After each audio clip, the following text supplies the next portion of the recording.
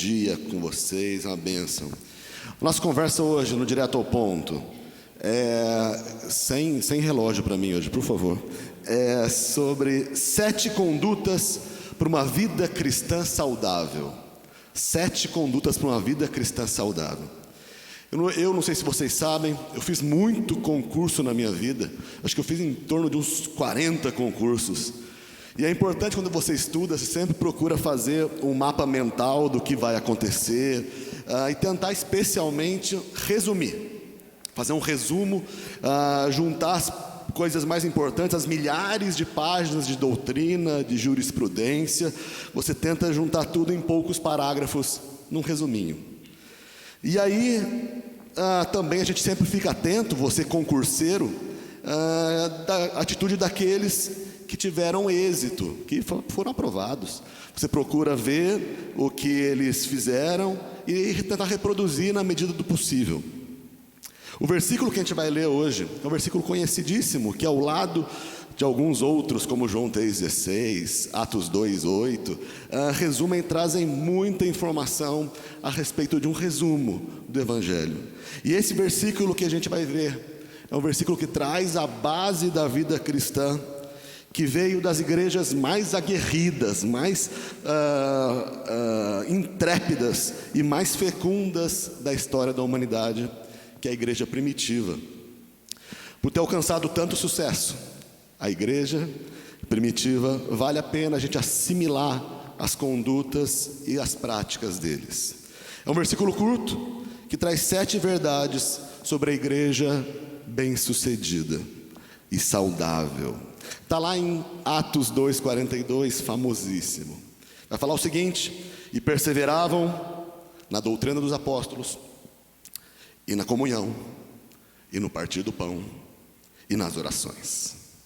Versículo básico que a gente muitas vezes usou, é o tripé da vida cristã, mas eu falo que na verdade são as 7 verdades que a gente não pode abrir mão. Primeiro ele fala, perseveravam. A vida cristã, meu amado irmão, exige resiliência. Não venha para o reino de Deus e chega de sofrer. Não importa, querido, você ter bons momentos simplesmente com Deus e experiências com Ele, se você desanimar, se você desistir. Nada valerá se a pessoa não termina de bem com Cristo.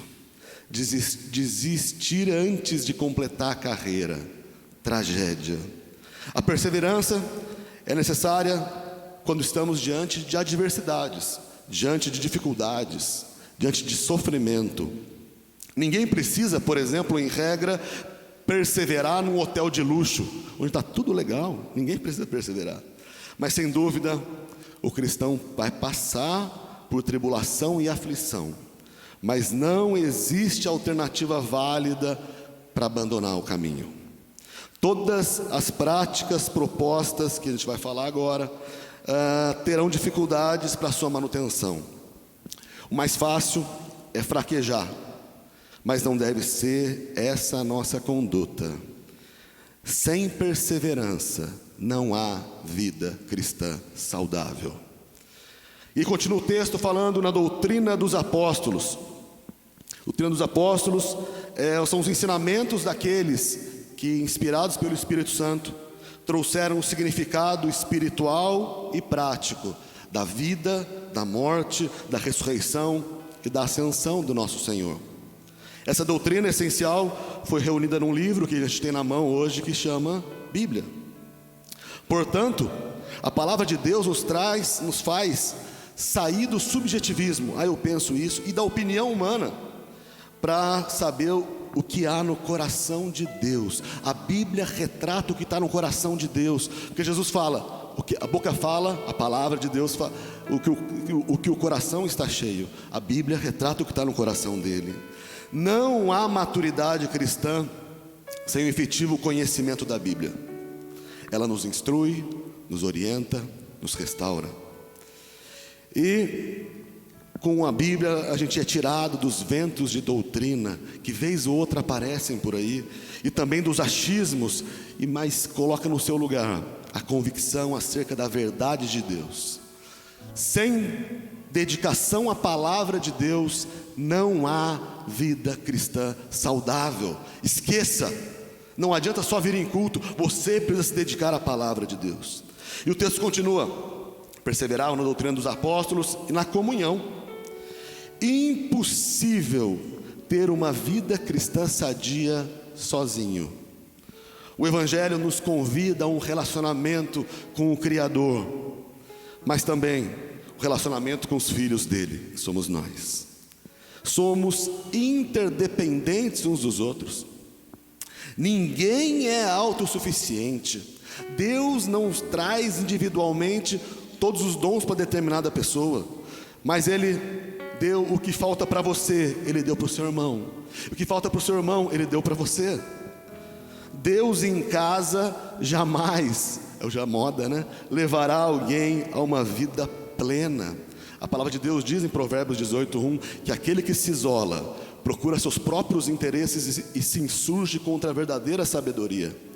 Se você se isolar, é tudo menos sábio. Amado, sem comunhão entre os crentes não há vida cristã saudável. Quarto ponto, e aí essa palavra que por vezes a gente esquecia, mas eu ampliei ela para 3 concepções. Partir do pão. A primeira concepção do partir do pão, a gente lembra de Jesus, na ceia. Quando ele, diz lá em 1 Coríntios capítulo 11, que ele na noite que foi traído, tomou o pão, tendo dado graças, partiu e deu e falou: tomai e comei, esse é o meu corpo que é partido por vós, fazei isso em memória de mim. A ceia faz parte de uma vida cristã adequada, é um memorial. Na nossa vida a gente costuma viver e nos envolver com as coisas desse mundo, e a gente por vezes esquece no nosso dia a dia da eficácia e da maravilha do sacrifício perfeito de Cristo.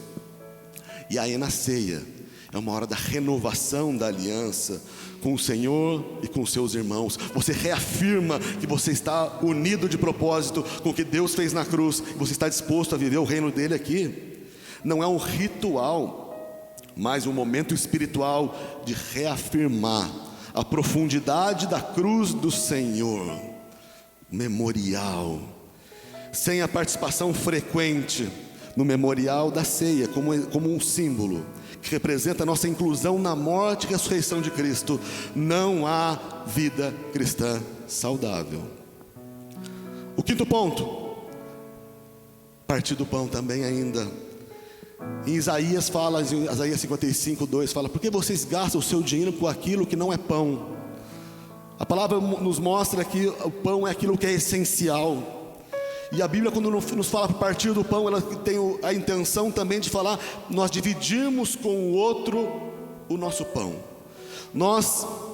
Aquilo que é materialmente essencial para o outro, a gente precisa também nos prontificar. Acabamos de falar hoje dos irmãos sofrendo, e a gente com o coração duro, preocupado com as nossas coisas.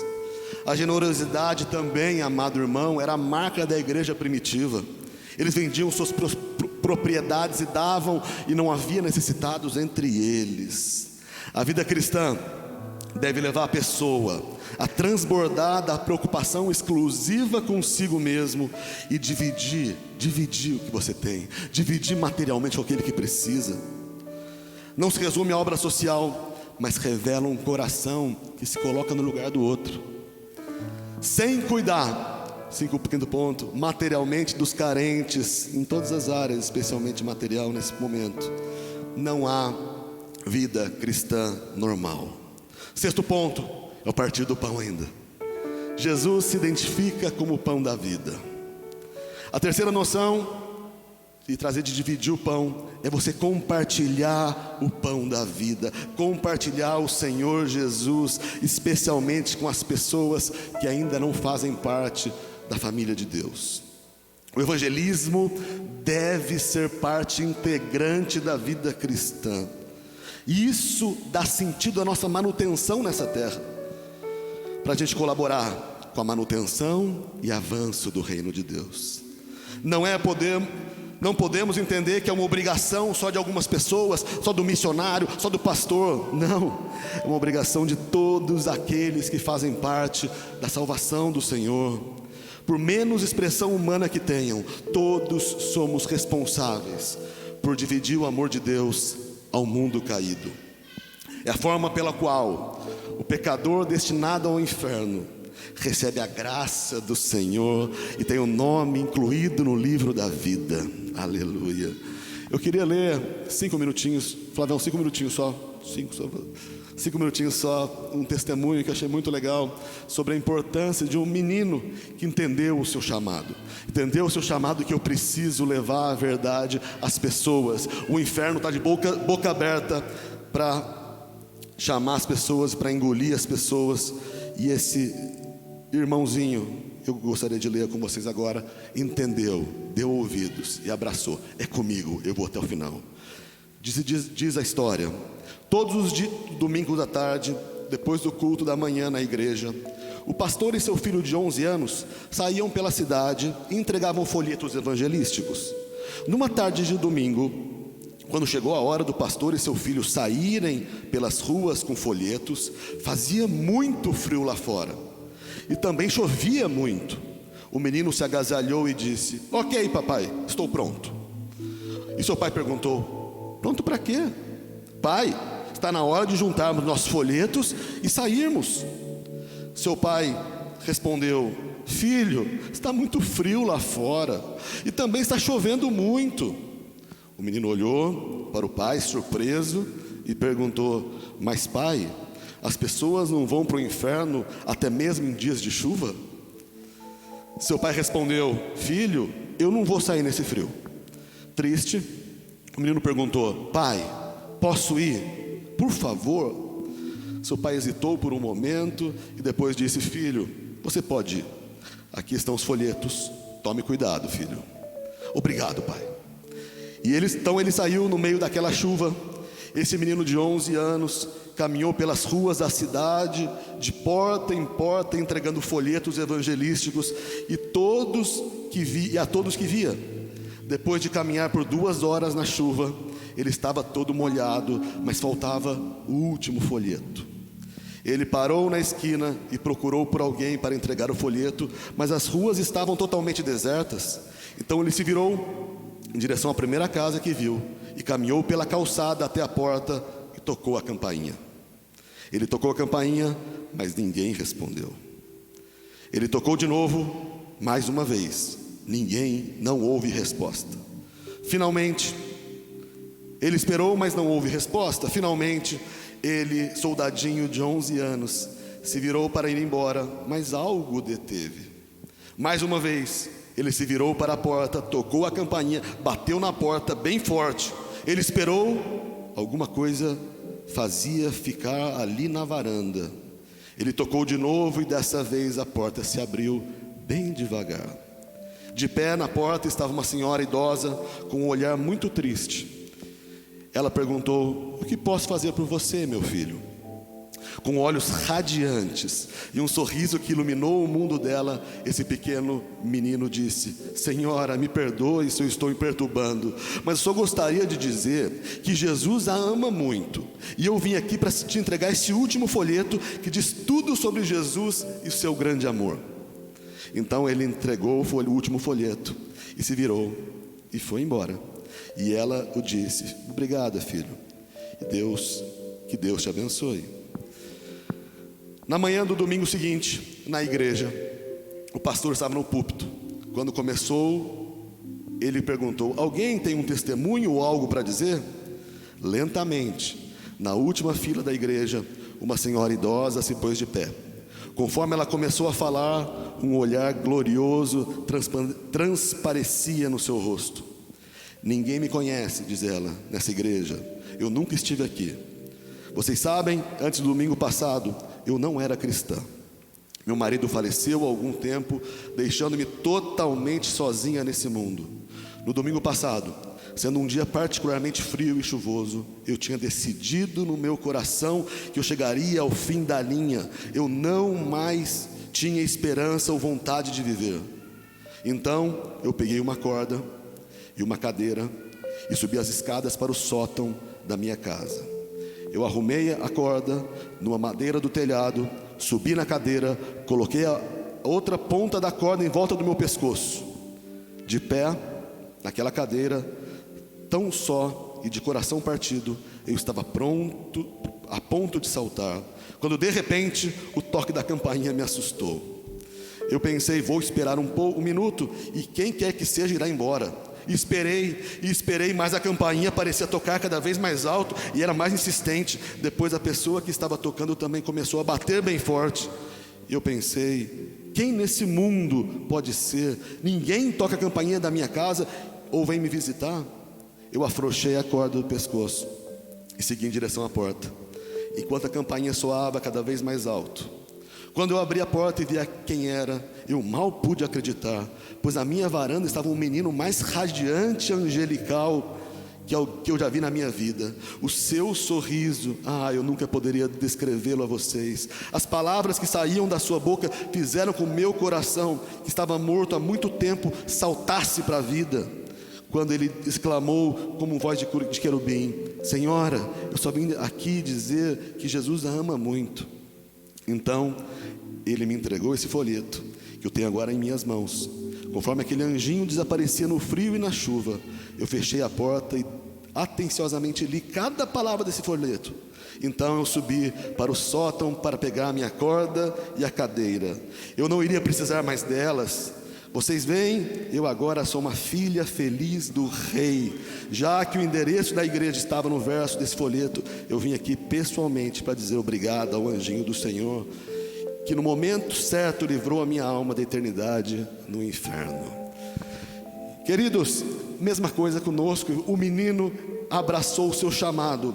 Eu preciso transmitir. Existem pessoas que estão caminhando próximas do inferno e muitas vezes nós não nos importamos. Sexta coisa, sem preocupação em levar outras pessoas à salvação pelo Evangelho. Não há uma vida cristã saudável. E por fim, o texto diz, e perseveravam também na oração. A oração é a forma pela qual nos dirigimos a Deus. Pedimos, intercedemos, agradecemos, suplicamos. A Bíblia diz que a oração do justo é o contentamento do Senhor. Provérbios 15:8 fala que o sacrifício do ímpio é abominável, mas a oração do justo é o seu contentamento.